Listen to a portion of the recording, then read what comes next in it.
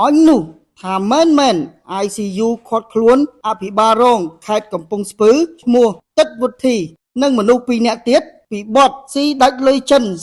$40,000អង្គភាពប្រឆាំងអំពើពុករលួយហៅកាត់ថា ICU ខាត់ខ្លួនលោកទឹកវុធីអភិបាលរងខេត្តកំពង់ស្ពឺនិងមនុស្ស2នាក់ទៀតពាក់ព័ន្ធបោកលុយអ្នកវិនិយោគជនជាតិចិន$40,000ដោយសារស៊ីដាច់លុយចិន$40,000រឿងរត់អាជ្ញាប័ណ្ណរ៉ែតែមិនបានសម្រេចជនជាប់ចោទទាំង3នាក់ត្រូវបានតុលាការខេត្តកំពង់ស្ពឺចេញដីកាឃុំខ្លួនដាក់ពន្ធនាគារកាលពីថ្ងៃទី9ខែមីនាឆ្នាំ2025ខ្ញុំសួរទៅមិនឆាយថាលុយកន្លងមកយក$40,000បងអ្នកទទួលលុយគេ$40,000ទាំងអស់ខ្ញុំរត់ការគេមែនទេបងអត់ទេតែទៅទូដល់$40,000នេះអត់ទេកាលនោះគាត់ឲ្យ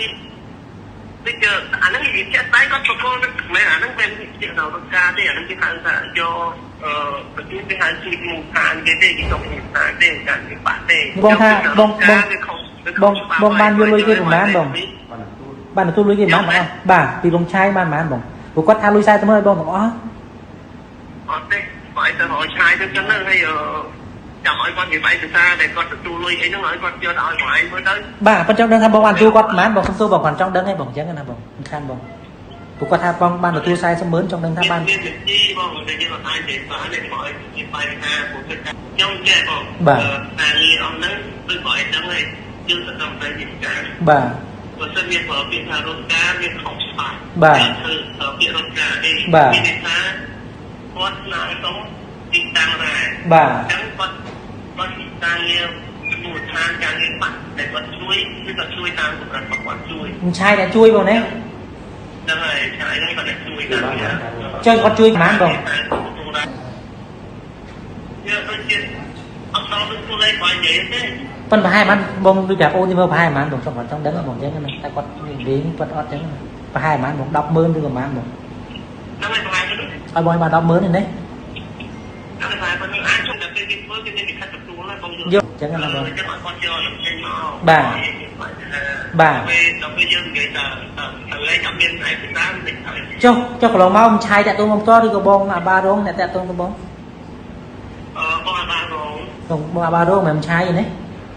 អត់ទេក្រុមការងារទាំងអស់ក្រុមការងារទាំងអស់គ្នាអញ្ចឹងណាបងបាទបងហ្នឹងខ្ញុំឃើញបងសរសេរទទួលលុយ100អូ6-10,000ជាមួយនឹង23,000ហ៎បងតែគេថា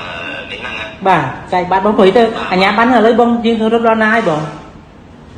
អញ្ញាប័ណ្ណរត់ដល់ណាហើយបើគាត់អត់មានបងលុយគេវិញហ្នឹងអញ្ចឹងគាត់បងឲ្យ$40,000ហើយគាត់មានធ្វើទៀតទេបងហ៎គាត់មានបងឲ្យគេថែមនេះនៅពាក់កណ្ដាលទៀតអញ្ចឹងបងណាអញ្ចឹងបងបានតែ$40,000ហ្នឹងទេបងណាហ្នឹងហើយបងនឹកប៉ុណ្ណាព្រោះទៅលុយយកពីណាបង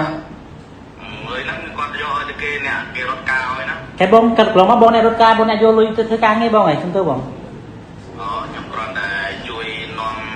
យកនេះលុយឲ្យគាត់ចឹងទៅថ្លៃអាជ្ញាប័ណ្ណគេបានអាជ្ញាប័ណ្ណហ្នឹងចឹងបងឲ្យទៅកន្លងមកអ្នកណាគេអ្នករត់អាជ្ញាប័ណ្ណឲ្យយើងបងខាងតែអបញ្ញាមួយនៅបុយបងបាទឈ្មោះហៀវខនអ្នករត់ណាហ្នឹងហើយចុះកន្លងមកបងយកលុយមកទាំងអស់$40,000ហ្នឹងយកទៅឲ្យបងហៀវខនទាំងអស់ហ្មង